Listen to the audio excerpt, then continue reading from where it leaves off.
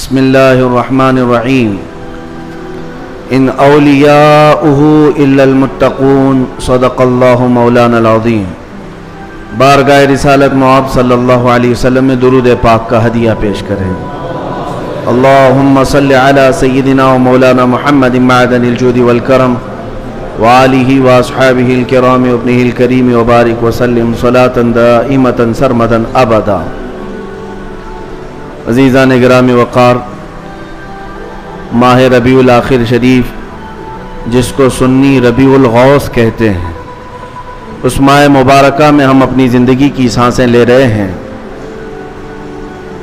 اور اس ماہ مبارکہ کو ہم 11ویں کے مہینے سے بھی یاد کرتے ہیں۔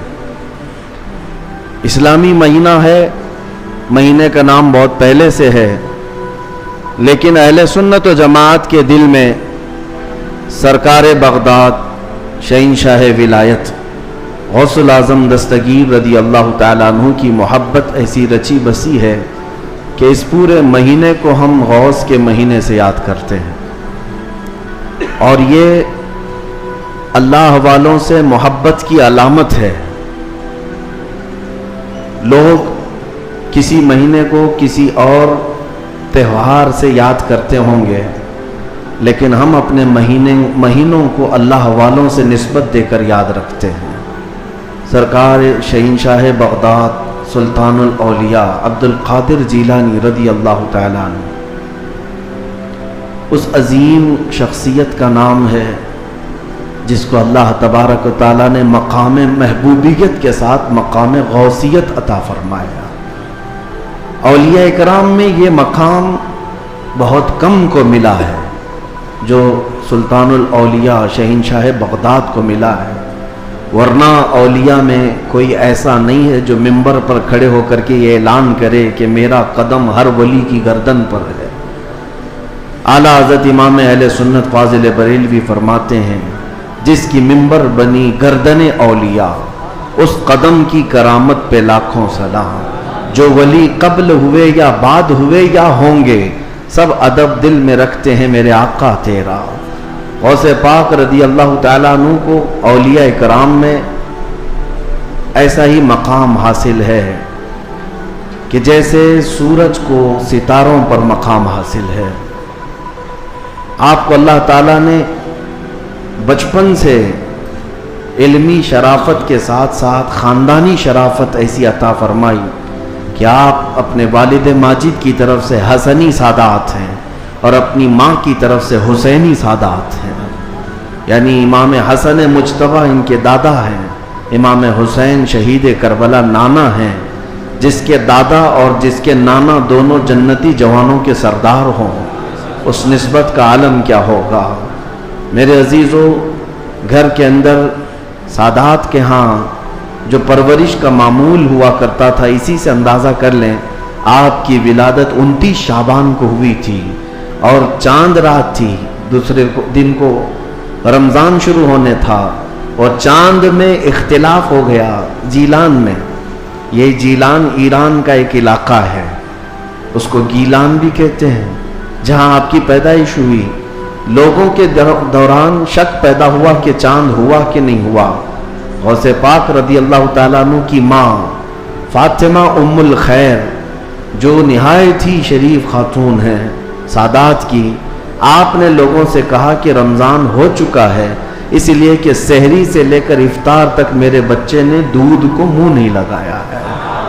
پورے جیلان میں یہ بات مشہور تھی کہ سادات کے گھر میں ایک ایسا بچہ پیدا ہوا ہے جو سحری سے لے کر کے افطار تک اپنے ماں کے دودھ کو تک نہیں پیتا۔ یہ ان ایام کی میں بات کر رہا ہوں کہ ابھی غوث پاک رضی اللہ تعالیٰ عنہ ایک دن کے تھے، یعنی پیدائشی طور پر۔ میں آپ کو یہ بتاؤں کہ آپ سب غوث پاک کو پیران پیر کہتے ہیں کہ نہیں؟ یعنی پیروں کا پیر ہے، اور روشن ضمیر کہتے ہیں۔ سارے سلسلے وہاں تک جا کر پہنچ جاتے ہیں تو فخر کرتے ہیں۔ غوث پاک سے جس کا سلسلہ ملتا ہے وہ دنیا میں فخر کرتا ہے۔ میں یہ کہتا ہوں کہ پیروں کا پیر پیدا ہوتے ہی روزہ رکھتا ہو، اور اگر کوئی ڈھکوسلا جھوٹا پیر یہ کہتا ہے کہ ہمارے اوپر شریعت نہیں ہے تو بات یہ یاد رکھ لینا کہ اس کا غوثیت مآب سے کوئی تعلق ہی نہیں ہے. وہ شیطان کا مرید ہو سکتا ہے، رسول اللہ تک لے جانے والا راستہ ہرگز نہیں ہو سکتا. میرے آقا صلی اللہ علیہ وسلم تک لے جانے والا راستہ وہی ہے جو غوثیت مآب کے راستے سے ہو کر کے چلتا ہے. پیدائشی طور پر شریعت کی پاسداری کرنے والے شیخ عبد القادر جیلانی، میرے عزیزو، آپ کو یہاں غوث پاک کی کرامات سنتے سنتے ایک کسوٹی بھی حاصل کر لینا چاہیے کہ ہر پیر کو پرکھ کر کے دیکھو، شریعت کے سانچے میں اترتا ہے تو وہ مرشد ہے، اور شریعت سے ہٹ جاتا ہے تو پھر وہ شیطان کا پھندا ہے. اس بات کو ہمیشہ یاد رکھیں. اگر کوئی اپنے گھر میں بیٹھ کر کے کہتا ہے کہ ہمارے لیے نماز نہیں، ہم تصور کی نماز پڑھتے ہیں، ہم تصور کی نماز پڑھتے ہیں، اور ہماری نماز تو مکہ میں ہوتی ہے، مدینے میں ہوتی ہے، تو کھانا یوں کیوں کھاتے ہیں، یہاں کیوں کھاتے ہیں؟ مریدوں کے سامنے تو سب چیزیں چلتی ہیں، اور نماز مکے میں ہوتی ہے، مدینے میں ہوتی ہے، نماز چھوڑ کر بیٹھے ہیں. ایک بات یاد رکھ لیں کہ سارا طریقت کا سلسلہ صرف قوالی سننے کا نام نہیں ہے. ہاں، اشعار حضور پاک کی محبت میں اور اللہ کی محبت میں سننا یقیناً باعث ثواب ہے، ہم خود بھی سنتے ہیں. لیکن وہ پیر ہی کیسا جسے قرآن پڑھ سننے کے بعد کوئی وجد نہیں آتا، قرآن سننے کے بعد کوئی وجد نہیں آتا، حدیث رسول سننے کے بعد کوئی وجد نہیں آتا. وجد کہاں سے آئے گا سمجھ میں نہیں آتا. اور پھر ڈھول باجے پر تو پھر ہاتھ بھی ہلتے ہیں، پیر بھی ہلتے ہیں. اور پھر اگر کوئی یہ سمجھے کہ یہی مرشد ہے، پیر کامل ہے، تو دھوکے میں ہے. ایسا بندہ دھوکے میں ہے. وہ غوث پاک رضی اللہ تعالیٰ عنہ جن کی کرامات بیان کرنے کے ساتھ ساتھ ہم یہ بھی بیان کرتے ہیں کہ 40 سال آپ کے ایسے گزرے ہیں کہ صرف ایک انگور کے دانے سے آپ نے سحری کی ہے اور ایک آدھا گلاس پانی پر آپ نے افطاری کیا ہے. اتنے سال تک روزہ رکھے ہیں. ان میں کئی سال ایسے آئے ہیں کہ پوری رات بھر شیخ عبد القادر جیلانی کھڑے ہو کر کے نماز پڑھتے رہے. ان اولیاء کے لیے جن کے مجمع میں 70,000 سے کم کا کبھی مجمع نہیں ہوتا تھا، نماز معاف نہیں ہوئی، روزہ معاف نہیں ہوا، تو آج کے جانور نما کسی ایسے ڈھکوسلے بابا کے لیے نماز کیسے معاف ہو سکتی ہے، یا روزہ کیسے معاف ہو سکتا ہے؟ اس بات کو ہمیشہ ذہن نشین کر لیں، شریعت میرے مصطفیٰ کی ہے، اور نبی پاک صلی اللہ علیہ وسلم کی شریعت سب سے اوپر ہے، اس کے بعد ہی کوئی مقام مل سکتا ہے. اسی لیے اعلیٰ حضرت کی بات سنو، فرماتے ہیں بخدا خدا کا یہی ہے در. اللہ تک اگر کوئی پہنچنے کی بات کرتا ہے نا تو اسے جانچ کر کے دیکھ لو کہ حضور کے بارے میں کیا کہتا ہے. بخدا جس کا مطلب ہے قسم خدا کی، خدا کا یہی ہے در، یعنی رسول پاک کا جو دروازہ ہے یہی خدا کا دروازہ ہے. بخدا خدا کا یہی ہے در، نہیں اور کوئی مفر مقر. حضور کو چھوڑو گے تو نہ بھاگنے کی جگہ ہے نہ ٹھہرنے کی جگہ ہے، کہیں نہیں اور کوئی مفر مقر. اور پھر اعلیٰ حضرت فرماتے ہیں اگر کوئی خدا تک پہنچا بھی ہے تو سمجھ لو جو وہاں سے ہو یہی آ کے ہو، جو یہاں نہیں تو وہاں نہیں. اگر وہ رسول پاک صلی اللہ علیہ وسلم کی شریعت کبریٰ تک نہیں پہنچا تو پھر سمجھ لو کہ خدا تک پہنچ ہی نہیں سکتا. میرے عزیزو، غوث پاک رضی اللہ تعالیٰ عنہ کی پوری زندگی اگر میں آپ کو بتاؤں وہ عشق رسول کے سانچے میں ڈھلی ہوئی تھی. نبی پاک کی شریعت پر ایسا سختی سے عمل کرتے تھے کہ منبر پر کھڑے ہو کر کے آپ نے اعلان کیا میرا مرید اگر نماز نہیں پڑھتا تو اسے ہمارے قبرستان میں بھی دفن نہ کیا جائے. غوث پاک رضی اللہ تعالیٰ عنہ شریعت کے معاملے میں اس قدر سخت تھے. پھر میں پوچھنا چاہتا ہوں ان سے بڑا دنیا میں اور کون پیر آیا ہے؟ اگر کوئی اپنے مریدوں کو نماز معاف کرا دیتا ہو، روزے معاف کرا دیتا ہو تو یاد رکھ لینا وہ شیطان کا پھندا ہے جو تمہیں نبی کریم صلی اللہ علیہ وسلم کی شریعت سے دور لے کر جاتا ہے. سب سے پہلی چیز ہے میرے مصطفیٰ کی شریعت. حضور پاک کے طریقے پر اگر کوئی چلا ہے تو اسے ولایت بھی ملتی ہے. اللہ کا ولی حضور کی شریعت پر گامزن ہو کر کے ہی چلتا ہے. کچھ مجذوب اولیاء ایسے ہیں جن کی عقل فنا ہو جاتی ہے تب ان کے اوپر سے شریعت کا قلم اٹھا لیا جاتا ہے، وہ مستثنا ہیں، وہ الگ ہیں.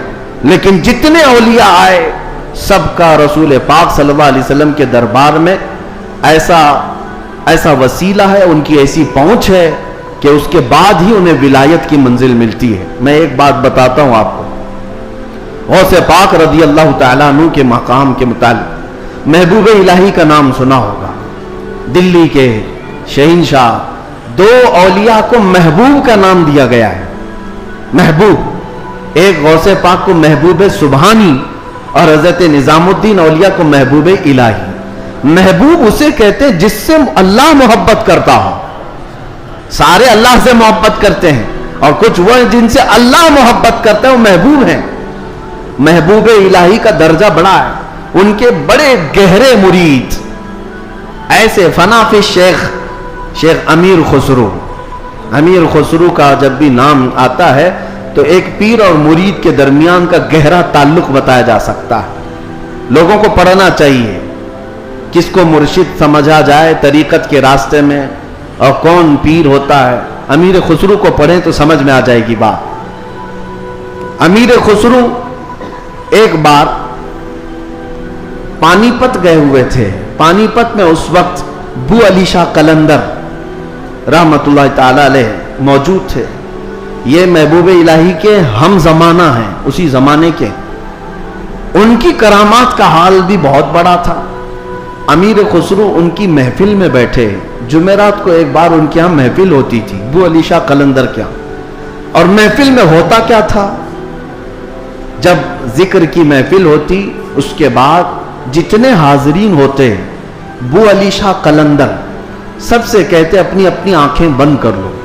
لوگ اپنی اپنی آنکھیں بند کرتے، وہ سیدھے رسول اللہ کا دیدار کراتے تھے. نبی پاک صلی اللہ علیہ وسلم سامنے بیٹھے ہوئے ہوتے اور بو علی شاہ قلندر ان کے سامنے ہوا کرتے حضور کے. یہ ہر جمعرات کو بو علی شاہ قلندر کی محفل میں ہوتا تھا. امیر خسرو مرید تھے محبوب الہی کے اور گئے تھے بو علی شاہ قلندر کی محفل میں. اور جب دیدار کرائے تو امیر خسرو بھی خوش ہوئے کہ رسول پاک صلی اللہ علیہ وسلم کا دیدار ہوا مجلس میں. لیکن بات اتنی ہوئی، آنکھیں کھولنے کے بعد بو علی شاہ قلندر امیر خسرو کو یوں کہتے ہیں، خسرو میں تو رسول اللہ کی مجلس میں تجھے لے گیا، تیرا پیر تو وہاں کہیں نظر نہیں آیا، تیرا پیر وہاں پر نظر تو نہیں آیا. امیر خسرو کو یہ بات لگ گئی. میں میرا مرشد میرے پیر کا مقام بلند سمجھتا ہوں، لیکن حقیقی بات ہے کہ حضور کے دربار میں جب میں تصور میں حاضری دیا، محبوب یہ بو علی شاہ قلندر بھی تھے اور بھی اولیاء تھے، لیکن میرے پیر تو نظر نہیں آئے. وہ غمگین حالت میں اپنے پیر کے پاس آئے، اپنے مرشد کے پاس. محبوب الہی سے کہتے ہیں آج میں محفل میں گیا اور انہوں نے فارسی ایک کلام لکھایا ہے، شب جائے کہ من بودم، بہت مشہور کلام ہے امیر خسرو کا. اس واقعے کے بعد انہوں نے لکھا تھا. پہلے پورا واقعہ کیا ہوا وہ میں بتاتا ہوں. محبوب الہی کے پاس روتے ہوئے کھڑے تھے. بو علی شاہ قلندر نے رسول اللہ کا دیدار کرایا، لیکن ساتھ میں انہوں نے مجھے تانا مارا کہ تمہارا پیر تو محفل میں نظر نہیں آیا. محبوب الہی نے کہا کہ پھر سے جاؤ محفل میں، پھر سے جاؤ محفل میں. بو علی شاہ قلندر کے دیدار ہو رہا ہے اور اچھی بات ہے. کہا آپ نہیں ہیں اس محفل میں کیسے جاؤں. محبوب الہی نے تھپک کر کہا خسرو بو علی شاہ قلندر سے مت پوچھنا، جب وہ دیدار کرائیں رسول اللہ کا تو خود رسول اللہ سے پوچھنا میرا پیر کہاں. اولیاء بہت سارے بیٹھے ہیں، محبوب الہی کہاں ہیں. تو میر خسرو گئے. اب کی بار جو محفل سجی اور جب آنکھ بند کرنے کا حکم ہوا، امیر خسرو نے آنکھ بند کی، دیدار ہوا میرے مصطفیٰ کا. اولیاء کرام کی مجلس تھی. خسرو کہتے ہیں میں آگے بڑھا، نبی کونین صلی اللہ تعالی علیہ وسلم کے دربار میں دست بستہ عرض کیا یا رسول اللہ اولیاء کی محفل ہے، یہاں پر میرے مرشد نظام الدین اولیاء نظر نہیں آتے. نبی پاک نے فرمایا ایک منزل اوپر چڑھ جا، ایک منزل اوپر چڑھ جا. امیر خسرو کہتے ہیں میں ایک منزل اوپر گیا تو دیکھا ایک بہت بڑا دالان ہے، صحن ہے، وہاں بھی رسول اللہ جلوہ فرما ہے، مسند نشی ہے، وہاں دیگر اولیاء اکرام ہیں اور دیگر اولیاء، لیکن وہاں بھی میرے مرشد نظر نہیں آئے۔ میں پھر پوچھا میرے مصطفیٰ سے، آقا یہاں پر بھی نہیں ہے؟ حضور نے فرمایا ایک اور منزل چڑھ جا۔ خسرو کہتے ہیں میں تیسری منزل پر آیا، وہاں بھی حضور بیٹھے تھے، لیکن اولیاء کی محفل میں میرے پیر نظر نہیں آئے۔ پھر پوچھا، حضور نے ایک اور منزل چڑھائی، یہاں تک کہ 7 منزلیں چڑھ لی۔ امیر خسرو کہتے ہیں اب اوپر جیسے جیسے جاتا تھا مجمع کم ہوتا جاتا تھا، تھوڑے تھوڑے سے رہ جاتے تھے۔ 6ٹھی منزل پر آیا، جب بھی میں اپنے مرشد کو نہیں پایا، پریشان ہو کر پوچھا تو کہا ایک اور منزل چڑھ جا۔ اوپر گیا تو وہاں مصطفیٰ کریم صلی اللہ علیہ وسلم مسند نشین ہیں، مسند نشین ہیں، بس 3 لوگ بیٹھے ہوئے ہیں، دائیں ایک بزرگ ہیں، بائیں ایک بزرگ ہیں، اور بالکل سامنے محبوب الہی بیٹھے ہوئے ہیں۔ امیر خسرو کہتے جیسے ہی مجھے اپنے پیر کا چہرہ نظر آیا میں نے آنکھیں کھول دی، رقص کنا ہو گئے۔ جو فنا فی شیخ تھے پھر انہوں نے کلام لکھا، شب جائے کہ من بودم، وہ رات کیسی تھی جس میں میں تھا اور خود رسول اللہ مجلس کے امیر تھے، مجلس کے شمع میرے مصطفیٰ تھے۔ گنگناتے ہوئے اپنے مرشد کے پاس آئے۔ اب جو بات مجھے کہنا تھا جس کے لیے میں نے یہ واقعہ چھیڑا، سنیے آپ، میں نے یہ واقعہ محبوب الہی کا کیوں بتایا۔ آئے محبوب الہی کے پاس، خوش تھے، وجد کنا تھے۔ محبوب الہی نے پوچھا خسرو دیکھا ہے اپنے مرشد کو؟ کہا ہاں، میرا مقصد میری مراد پوری ہو گئی۔ اس کے بعد محبوب الہی نے کہا کیا کسی اور کو وہاں نہیں دیکھا؟ امیر خسرو نے کہا میری توجہ ہی نہیں گئی، میں نے مرشد کو دیکھا تو پھر خیال نہ رہا۔ محبوب الہی سے پوچھنے لگے حضور اس منزل میں جو رسول اللہ کے دائیں اور بائیں تھے وہ کون تھے؟ تب محبوب الہی نظام الدین اولیاء نے کہا ان کے بائیں جانب خواجہ غریب نواز تھے اور بائیں جانب پیران پیر غوث اعظم بغدادی موجود تھے۔ سیدنا شیخ عبد القادر جیلانی کا وہ مقام ہے کہاں؟ رسول اللہ کے دربار میں، جہاں اولیاء کرام کی منزلیں ختم ہوتی ہیں وہاں غوثیت معاب کا مقام ہے۔ میرے آقا صلی اللہ علیہ وسلم کے دربار کا قرب ہی انہیں غوثیت کے مقام پر لے گیا ہے۔ میرے عزیزو، بہت سارے لوگ اگر یہ سمجھتے ہیں کہ ان کی بڑی کرامتیں ہیں اس لیے ان کو غوث کا مقام ملا ہے، وہ بہت بڑے عالم تھے، بہت بڑے زاہد تھے، بہت بڑے پرہیزگار تھے اس لیے غوثیت کے مقام پر پہنچے۔ میں کہتا ہوں یہ ساری جگہ اپنی، یہ سارے مقامات اپنی جگہ پر غوث پاک غوثیت کے مقام پر پہنچے تو عشق رسول کی بنیاد پر پہنچے، میرے مصطفیٰ کریم صلی اللہ علیہ وسلم سے بے پناہ محبت کی بنیاد پر پہنچے۔ اس لیے میں نے زندگی میں دیکھا ہے جب کبھی کوئی رسول اللہ کی طرف انگلی بھی اٹھاتا یا اعتراض کرتا اپنی کرامتوں سے اس کا منہ توڑ جواب دے دیتے تھے، اپنی کرامتوں سے غوث پاک رضی اللہ تعالیٰ عنہ ان کا جواب دیتے۔ اگر کسی نے حضور پاک صلی اللہ تعالیٰ علیہ وسلم پر اعتراض کیا کہ انہوں نے مردوں کو زندہ نہیں کیا تو غوث پاک نے اپنی ٹھوکر سے مردہ زندہ کر کے دکھایا۔ 400 سال بعد غوث پاک رضی اللہ تعالیٰ عنہ اعلان کرتے تھے تو رسول اللہ کے بارے میں بات کرتا ہے، میں ان کے بیٹے کے بیٹے کے بیٹے کے بیٹے کے بیٹے 400 سال بعد آیا ہوں اور اللہ نے میرے پاؤں میں یہ طاقت دی ہے کہ قبر کو ٹھوکر لگاؤں تو مردہ زندہ کھڑا ہو جائے، اور جس کی میں نسل سے ہوں وہ اگر کہیں ٹھوکر لگائے پورا قبرستان کھڑا ہو سکتا ہے۔ نبی پاک صلی اللہ تعالیٰ علیہ وسلم کی ذات پر اگر کوئی انگلی اٹھاتا میرے غوث اس کو اپنی کرامت سے جواب دیا کرتے۔ عزیزان گرامی وقار، سلطان الاولیاء غوث پاک رضی اللہ تعالیٰ عنہ سے اپنا رشتہ مضبوط کرو، اپنے اپنے نسبتوں میں قادری پٹا ضرور رہے، قادری نسبت ضرور رہے، اس لیے کہ یہ نسبت ہی ایسی ہے جس پر پوری دنیا فخر کرتی ہے۔ قیامت میں منادی دے گا یہ ندا قادریوں کو، کہاں ہے قادری کر لے نظارہ غوث اعظم کا۔ میری لاج کس کے ہاتھ ہے بغداد والے کے، مصیبت ٹال دینا کام کس کا غوث اعظم کا۔ اسی لیے میرے عزیزو، ہم نے غوث پاک رضی اللہ تعالیٰ عنہ کی زندگی پاک میں دیکھا ہے اللہ تعالیٰ نے ان کو تصرف دیا تھا، وہ طاقت عطا کی تھی کہ وہ اللہ کریم کی بارگاہ میں ایسی مقبولیت کے مقام پر تھے کہ خلاف عادت کام ان سے صادر ہوئے. خلاف عادت کام جب اولیاء سے ہوتے ہیں اسی کو کرامت کہتے ہیں. بعض لوگ ابھی عقل کے گھوڑے دوڑاتے اور کہتے ہیں ایسا کیسے ہو سکتا ہے, یہ سب تو مولانا لوگوں کی پھکائی ہے, یہ جملے بازی ہے. ان کو قرآن پاک سے اگر تعلق ہو تو میں بتاؤں. اب میں ایک بات آپ سے بتاتا ہوں, غوث پاک کی ایک کرامت جس پر ابھی میں چند دن پہلے سن رہا تھا. کوئی بیچارہ جس کی عقل پر فالج کا اثر ہوا ہے.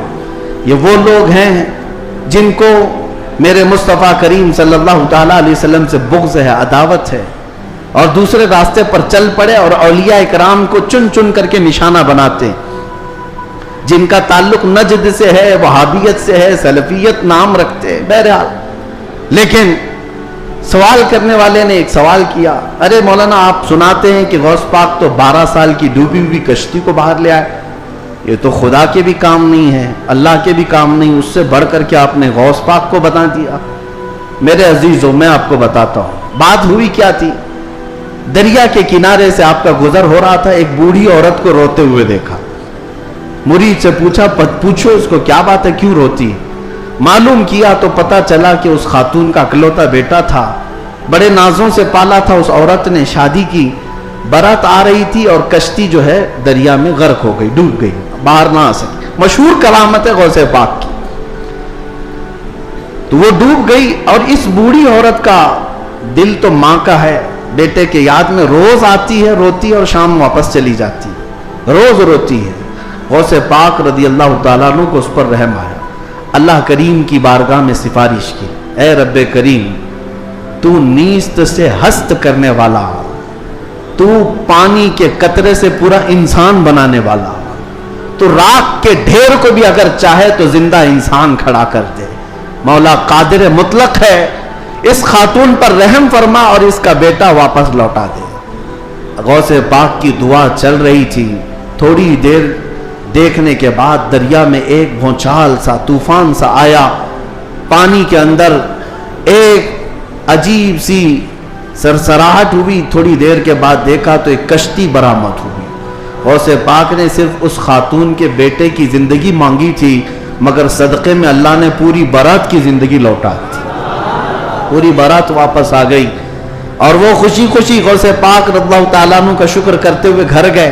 12 سال کے بعد مچھلیاں کھا گئی ہوں گی, کشتی کے پرزے ختم ہو گئے ہوں گے, لیکن رب ذوالجلال قادر مطلق ہم ان لوگوں کو یہی تو کہتے ہیں جو جلا کر کے سمجھتے ہیں کہ اب کوئی نہیں اٹھا سکتا ان کو, راکھ پانی میں بہا کر کے سمجھتے ہیں کہ اب ان کا حساب کتاب نہیں ہو سکتا. ارے عقل کے اندھو, جس رب ذوالجلال نے ایک نطفے سے تمہارا پورا انسانی شکل بنایا ہے, تم 1000 بار جلا کر راکھ کر دو, رب ذوالجلال قادر مطلق ہے, وہ دوبارہ زندہ فرمائے گا حساب لینے کے لیے. تو کشتی دوبارہ واپس آئی. غوث پاک رضی اللہ تعالیٰ عنہ کی اس کرامت پر ایک دو نہیں ہزاروں لوگ اسلام میں داخل ہوئے تھے, ہزاروں لوگ اسلام میں داخل ہوئے. اب جو صاحب ہیں انہوں نے کہا کہ ایسا کیسے ہو سکتا ہے, ایسا کیسے ہو سکتا ہے. ہر جگہ اگر تم عقل کے گھوڑے دوڑاؤ گے تو یہی سوال کرو گے ایسا کیسے ہو سکتا ہے.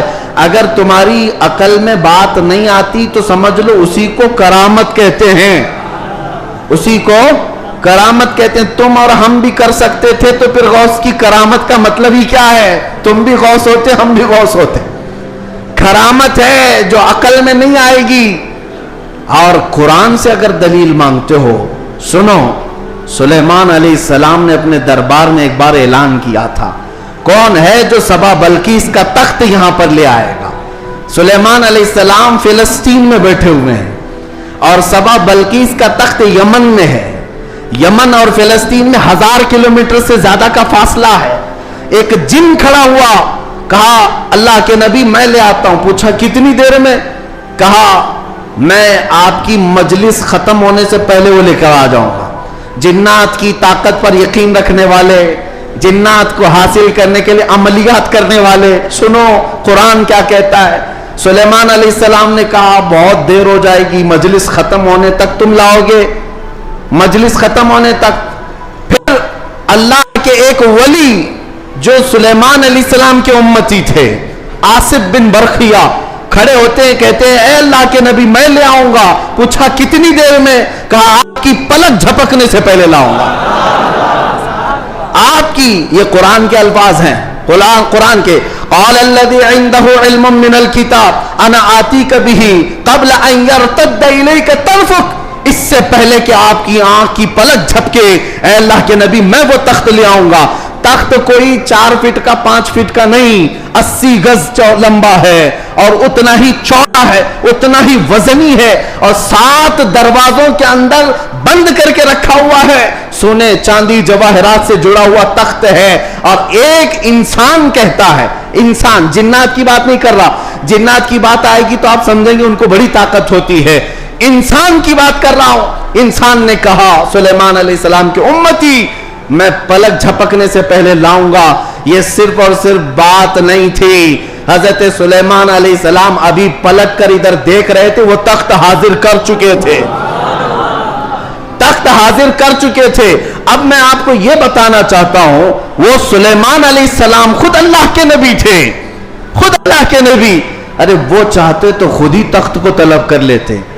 اس قرآن کے واقعے کا مطلب مجھے یہ سمجھ میں آتا ہے، اللہ کے نبی نے دنیا کو یہ بتانا چاہا جو نبی کے قدموں میں بیٹھتا اس کی طاقت کا یہ ہے. نبی کی طاقت تو بہت دور. اور یہ بھی بنی اسرائیل کے نبی، بنی اسرائیل کے نبی سلیمان علیہ السلام، ان کے امتی کی طاقت کا حال یہ ہے، تو پھر سید الانبیاء محمد رسول اللہ اور ان کی امت کے عام اولیاء کی بات نہیں کر رہا ہوں. شیخ عبد القادر جیلانی جن کا ولی کی گردن پر ہے، وہ 12 سال کی کشتی واپس لے آئے تو تعجب کی بات نہیں، بلکہ ہم سمجھتے ہیں قرآن اس کرامت کو بالکل عینی طور پر بیان کر رہا ہے. عزیزان گرامی، میں دنیا کی یا دنیا کے نقش قدم پر چلنے والے، ہر چیز کو تھیوری اور پریکٹیکل پر آزمانے والے اور سائنس کی دنیا میں چلنے والے، ان کو کہتا ہوں آئنسٹائن نے کہا ہے. آئنسٹائن کا نام تو بہت لوگوں کو اچھی طرح سے یاد ہوگا، اس کی تسبیح بھی پڑھتے ہوں گے. الحمدللہ ہم غوث پاک کی تسبیح پڑھتے ہیں. اب اسی آئنسٹائن کی بات کر رہا ہوں جس نے یہ کہا ہے کہ میں نے کائنات کو دیکھنے کی کوشش کی. سنو، کائنات کو دیکھنے کی کوشش کی اور چاند تک اور سورج تک اور بہت سارے مقامات تک دیکھنے کی رسائی حاصل کر لیا.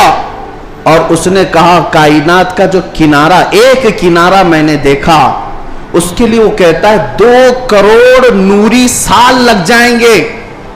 2 کروڑ نوری سال. نوری سال کس کو کہتے ہیں پتہ ہے؟ یہ جو سال ہمارے چل رہے ہیں، یہ سال صبح ہوتی ہے 6 بجے صبح ہوئی، شام میں 6 بجے سورج ڈوبا، آرام سے دن چل رہے ہیں. نوری سال اس کو نہیں کہتے. نوری سال 1 منٹ میں 1,80,000 کلومیٹر کا سفر کرتا ہے. 1 منٹ میں 1,80,000 کلومیٹر کا سفر طے ہو جاتا ہے نوری سال میں. اس طرح 1 منٹ کی بات کر رہا ہوں، 1 منٹ کی، اس طرح کے 2 کروڑ سال لگ جائیں گے کائنات کو دیکھنے کے لیے. یہ کون کہہ رہا ہے؟ آئنسٹائن کہہ رہا ہے، جس کے پیچھے تم لوگ آگے پیچھے جس کو قبلہ بناتے ہو. سنو، 2 کروڑ نوری سال لگ جائیں گے کائنات کے کنارے دیکھنے کے لیے، کائنات کی ساری چیزیں دیکھنے کے لیے. اور آؤ شہنشاہ بغداد کے دربار میں. کہتے ہیں نظرت الی بلاد اللہ جان کا خردلۃ علی حکم اتصالی. میں اللہ کی پوری کائنات کو ایسے دیکھتا ہوں جیسے اپنے ہتھیلی میں رائی کے دانے کو دیکھتا ہوں. تمہارے سارے آلے، تمہارے سارے کمپیوٹر 2 کروڑ سال میں بھی وہاں نہیں پہنچ سکتے جہاں شہنشاہ بغداد کی ایک نگاہ پہنچتی ہے. ہاں، میرے غوث نے فرمایا نظرت الی بلاد اللہ جمعا کا خردلۃ علی حکم اتصالی. میں اللہ کے پورے شہروں کو، کائنات کو ایسے دیکھ رہا ہوں جیسے اپنے ہتھیلی میں رائی کے دانے کو دیکھ رہا ہوں. عزیزان گرامی وقار، الحمدللہ ہمارے پاس فخر کرنے کے لیے بہت کچھ ہے، بہت کچھ ہے. غوثیت معاذ کی نسبت نے ہی اعلیٰ حضرت کو مجدد بنایا ہے، اعلیٰ حضرت کو مجدد بنایا ہے. اور امام اہل سنت فاضل بریلوی اسی نسبت پر فخر کرتے ہیں. دیکھا جائے تو امام اہل سنت اعلیٰ حضرت نے تقریباً 1000 سے زیادہ کتابیں لکھ ڈالی ہیں. 55 علوم پر اللہ نے مہارت تام عطا کی ہے اور بہت سارے شاگردوں کی کھیت تیار کی ہے. امت پر ایک بہت بڑا امتیوں پر احسان ہے. لیکن ساری چیزیں اپنی جگہ پر. قرآن کا ترجمہ کیا ہے, فتاوی رضویہ شریف ہے, بارگاہ مصطفیٰ میں ہدایت بخشش ہے, بہت سارے کام ہیں. لیکن جب رسول اللہ کے دربار میں حاضر ہوتے ہیں, اعلیٰ حضرت یہ نہیں کہتے یا رسول اللہ میں فتاوی رضویہ لے کے آیا ہوں, میں کنز الایمان لے کر کے آیا ہوں, میں ہدایت بخشش لے کے آیا ہوں, بلکہ اعلیٰ حضرت یہ کہتے ہیں تیری سرکار میں لاتا ہے رضا اس کو شفیع جو میرا غوث ہے اور لاڈلا بیٹا تیرا. نسبت کے لیے بھی بارگاہ مصطفیٰ میں اعلیٰ حضرت نے اگر کسی بات پر فخر کیا ہے تو غوثیت کی نسبت پر فخر کیا ہے. یا رسول اللہ تیری سرکار میں لاتا ہے رضا اس کو شفیع جو میرا غوث ہے اور لاڈلا بیٹا تیرا. یقیناً میرے عزیز و کرامات سنانے کا وقت جمعہ کے چھوٹے وقت میں نہیں ہوتا, ورنہ میں بہت ساری چیزیں سناتا. الحمدللہ غوثیت معاب شہنشاہ بغداد پیر پیراں امیر میراں, جس کی نسبت الحمدللہ چھوٹوں کو بڑا بنا دیتی ہے اور ادنا کو اعلیٰ بناتی ہے. الحمدللہ ابھی حاضری سے میں آیا اور حاضری کے بعد دل میں یہ احساس ہوتا ہے. ایک بزرگ وہاں پر ملاقات جن سے ہوئی, وہ عربی اور علوی سادات میں سے ہیں, عمر کافی ہو چکی. انہوں نے مجھے مل کر کے ہاتھ پکڑ کر کے کہا آؤ میں تمہاری حاضری کراتا ہوں. غوث پاک رضی اللہ تعالیٰ عنہ کے دربار میں وہ تقریباً 55 سال سے, اور بڑی ان کی یعنی بڑے معاملات ہیں. بہرحال میں مختصر ہی عرض کرتا ہوں کس لیے میں بات کہہ رہا ہوں. انہوں نے کہا غوث پاک رضی اللہ تعالیٰ عنہ ہر حاضر ہونے والے کو کچھ نہ کچھ دے کر بھیجتے ہیں, اور اللہ کریم تمہارے مستقبل میں بہت کچھ تجھے عطا کرے. دعا کیا. ہم نے کہا کہ یہاں کی اتنے بڑے دربار میں بڑے بڑے حاضر ہوتے, میری کیا حیثیت ہے, مجھے یہاں پر میری کیا حیثیت ہے, کیا مقام ہے. ایک جملہ انہوں نے کہا جس سے سینہ چوڑا ہو گیا. کہا یہاں پر سب اچھے نہیں آتے, بلکہ غوث پاک تو چوروں کو بھی قطب بناتے ہیں. برا ہو تو کیا ہوا, نسبت بھلی ہے یا غوث. تجھ سے در سے سگ اور سگ سے ہے مجھ کو نسبت, میری گردن میں بھی ہے دور کا ڈورا تیرا. اعلیٰ حضرت یہی فرماتے ہیں جن کتوں کے گلے میں پٹا ہوتا ہے ان کتوں کو میونسپلٹی والے نہیں لے جاتے, نہیں لے جاتے, اور نہ ہی انجیکشن مارتے ہیں. کیوں؟ یہ علامت ہے کہ کسی کا پالا ہوا ہے, اور گلے میں پٹا نہ ہو تو اٹھا کر لے جائیں گے. بہت زیادہ شور مچاتے ہیں یہ کتے, ان کو لے جاؤ. جن کتوں کے گلے میں پٹا ہے انہیں چھوڑ دیا جاتا ہے کہ مالک ہے اس کا کوئی. اسی لیے اعلیٰ حضرت فرماتے ہیں اس نشانی کے جو سگ ہیں نہیں مارے جاتے, میری گردن میں بھی ہے, حشر تک میرے گلے میں رہے پٹا تیرا. ہمارے گلے میں غوث پاک رضی اللہ تعالیٰ عنہ کی نسبت کا پٹا ہے. انشاءاللہ العزیز کوئی اور دوسرا ہمیں اچک نہیں لے جائے گا, اتنا یقین ضرور ہے, اتنا یقین ضرور ہے. اور مجھے ایک بات یہ بھی یاد آئی کہ ایک صاحب نے کہا وہ دوسرے ملک کے ہیں, ہمارے پڑوسی ملک کے ہیں, اور انہوں نے کہا کہ ہمارے ہاں حالات تو سب اپنے حساب کے ہیں, پھر بھی بہت ساری چیزیں ڈر لگتا ہے, سہمتے ہیں. آپ ایسے نرغے میں ہیں پھر بھی بول رہے ہیں, اچھی بات ہے. ایسی جگہ پر آپ ہیں جہاں کے حالات ہم دور سے سنتے ہیں, بڑے ڈینجر ہیں, لیکن بول رہے ہیں. میں نے کہا آپ نے سنا نہیں اعلیٰ حضرت نے کیا فرمایا؟ اعلیٰ حضرت نے یہ فرمایا کیا دبے جس پہ حمایت کا ہو پنجہ تیرا. ایسا آدمی کیوں ڈرے گا, ایسا آدمی کیوں ڈرے گا جس پر پنجہ غوث پاک کا ہوگا. کیا دبے جس پہ حمایت کا ہو پنجہ تیرا, شیر کو خطرے میں لاتا نہیں کتا تیرا. غوث پاک کا جو کتا ہے وہ شیر کو بھی پرواہ نہیں کرتا. الحمدللہ ہم غوث پاک کے دربار کے کتے ہونے پر فخر کرتے ہیں. ہمیں اس بات پر کوئی وہ نہیں ہے. الحمدللہ ہماری نسبت ہے دربار غوث سے, اور وہ اس لیے بھی کہ ایک دو نہیں. میں آپ کو بتاؤں اہل حدیث جماعت وہابی جماعت کے سب سے بڑے عالم جس کی پیروی میں یہ لوگ پوری آسمان زمین سے زمین آسمان سے ملاتے, شیخ ابن تیمیہ. شیخ ابن تیمیہ نے اپنے کتاب میں لکھا ہے، اہل حدیث جماعت کے سب سے بڑے امام کہتے ہیں کہ میں نے اپنی زندگی میں اتنی کرامات کسی کی نہیں دیکھی جتنی شیخ عبد القادر جیلانی کی۔ ارے تمہارے گھر سے بھی بات آ رہی ہے میرے غوث کی، ہر گھر سے بات آ رہی ہے۔ کیوں؟ اس لیے کہ سورج نکلتا ہے تو سب کو پتہ چلی جاتا ہے، سب کو پتہ چلتا ہے۔ اچھے خاصے لوگ بھی بول پڑتے ہیں کہ دن ہو چکا ہے، دن ہو چکا ہے۔ سورج سے دشمنی ہے تو ٹھیک ہے، لیکن بولنا تو پڑے گا کہ دن نکلا ہوا ہے، دن نکلا ہوا ہے۔ غوث پاک کی کرامات ایسی ہیں جیسے سورج نکلا ہوا ہے۔ میرے عزیزو، ایک صاحب ہے، اب ہماری محبت کس بات سے ہونی چاہیے؟ غوث پاک رضی اللہ تعالیٰ عنہ ہماری محبت اس لیے بھی ہے، کئی اولیاء اکرام نے یہ باتیں لکھی بھی ہیں، فرماتے ہیں ان کے غوث پاک رضی اللہ تعالیٰ عنہ کے ایک مرید بھی ہیں، وہ تقریباً 14 اونٹوں پر شکر کے تھیلے لے کر کے سفر کر رہے تھے، سامان تجارت لے کر جا رہے تھے۔ رات کو ایک جنگل میں انہوں نے پڑاؤ کیا اور رات وہاں گزاری، تو جیسی رات گزاری، خطرناک جنگل تھا، ان کے 4 اونٹ سامان سمیت غائب ہو گئے اور بھاری ان کا نقصان تھا، بڑا سامان تھا اس میں۔ وہ صبح غمگین بیٹھے ہوئے تھے، انہوں نے کہا کہ ایسے وقت میں اب قافلہ بھی چل پڑا، میں اپنے اونٹوں کو ڈھونڈوں تو اس خوفناک جنگل میں کہاں ڈھونڈوں گا؟ انہوں نے کہا مجھے میرے مرشد نے کہا تھا کہ جب کبھی تو مصیبت میں آئے تو مجھے پکارنا، یا شیخ عبد القادر جیلانی شیئا للہ المدد۔ تو وہ بزرگ فرماتے ہیں، یہ کتاب بہجت الاسرار شریف میں بھی موجود روایت میں بیان کر رہا ہوں، لفظ ہی نہیں کر رہا، کہتے میں وہیں سے پکارنا شروع کیا، یا شیخ عبد القادر جیلانی شیئا للہ المدد۔ میں ابھی پکار ہی رہا تھا، سامنے پہاڑ کی طرف ایک بزرگ مجھے نظر آئے سفید لباس میں، وہ مجھے اپنی طرف بلاتے رہے، ادھر آؤ ادھر آؤ۔ میں دوڑتا ہوا ان کے پاس گیا، جب ان کے قریب پہنچا تو وہاں دیکھا پہاڑ کے نیچے میرے 4 اونٹ چر رہے تھے۔ میں نے 4 اونٹوں کو اپنے ساتھ لے لیا اور پھر اس بزرگ سے ملنے کے لیے آیا تھا تو وہ تھے ہی نہیں۔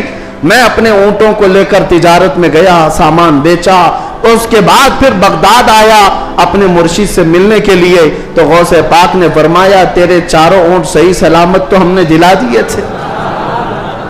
یہ غوث پاک کا مقام ہے عزیزان گرامی، وہ مدد کو پہنچتے ہیں، بلکہ یہ بھی فرمایا میرا مرید مشرق میں ہو اور میں مغرب میں ہوں، اگر اس کا سطر کھل جائے، اگر وہ مجھے پکارے دل سے تو میں اس کی وہیں سے سطر پوشی کروں گا، میں اس کے سطر کو چھپاؤں گا۔ یہ نسبتوں کی بات ہے، یقین تمہارا کتنا مضبوط ہے، کتنا مضبوط ہے، اس یقین کی بات ہے۔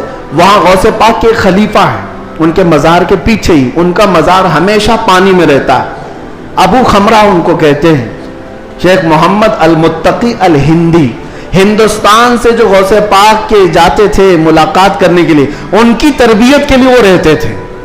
ان کی ایک روایت ہے، ہند سے کچھ لوگ گئے تھے غوث پاک سے مل کر کے وہ واپس آ رہے تھے کشتی میں آ رہے تھے، تو سمندر میں بیچ سمندر میں پہنچی تو کشتی پھٹ گئی، پانی اندر آنے لگا اور ڈوبنے کے قریب آ گئی۔ یہ چیخنے لگے، پکارنے لگے، اور اسی وقت وہ تارے مرید کہتے ہند سے جو گئے ہوئے تھے، کہتے ہیں اچانک ہماری کشتی میں ایک کالے رنگ کی چادر اوڑے ہوئے بزرگ آئے، ان کے ہاتھ میں ایک بڑی سی سوئی تھی، دھاگا تھا، وہ جلدی جلدی ہماری کشتی کو جہاں جہاں سے پھٹی تھی سیلنے لگے اور سل کر کے پانی پورا باہر کیا۔ ہم تو ڈرے ہوئے تھے، ڈوبنے کے انتظار میں بیٹھے ہوئے تھے، کشتی پھر اپنے مقام پر صحیح سلامت چلنے لگی۔ ہم اللہ کا شکر ادا کرتے ہیں۔ اچانک وہ بزرگ جو آئے تھے، ہم نے پوچھا کہ آپ ہمارے ساتھ سفر میں ہیں یا کون ہے؟ انہوں نے چادر ہٹائی تو سیدنا شیخ عبد القادر جیلانی تھے۔ فرمایا تم میرے مرید ہو، مجھے پکارا، اللہ تعالیٰ نے مجھے بھیجا، میں تمہاری مدد کے لیے آیا۔ عزیزہ نگرامی، ایک دو نہیں، بہت ساری کرامات کتابوں میں روایتاً لکھی ہوئی ہیں، اور ایک دو نہیں، کئی تواتر کے ساتھ یہ روایتیں موجود ہیں۔ اس لیے بارگاہ غوثیت مآب میں ہم اتنا ہی کہتے جو اعلیٰ حضرت نے کہا تھا، اے غوث سر بھلا کیا کوئی جانے کہ ہے کیسا تیرا، اولیاء ملتے ہیں آنکھیں وہ ہے طلبہ تیرا، سارے اقطاب جہاں کرتے ہیں کعبے کا طواف، کعبہ کرتا ہے طواف در والا تیرا، کیا مرتبہ اے غوث ہے بالا تیرا، اونچے اونچوں کے سروں سے قدم آلہ تیرا۔ اللہ کریم اسی نسبت پر زندہ رکھے اور اسی نسبت پر ہمارا خاتمہ عطا فرمائے۔ اسی لیے میں وہی دعا کرتا ہوں جو جمیل قادری رضوی نے کیا تھا، اعلیٰ حضرت کے مرید، سچے مرید۔ انہوں نے کہا تھا عزیزو کر چکو تیار جب میرے جنازے کو، عزیزو کر چکو تیار جب میرے جنازے کو، کفن پر لکھ دینا نام والا غوث اعظم کا۔ وآخر دعوانا الحمدللہ رب العالمین۔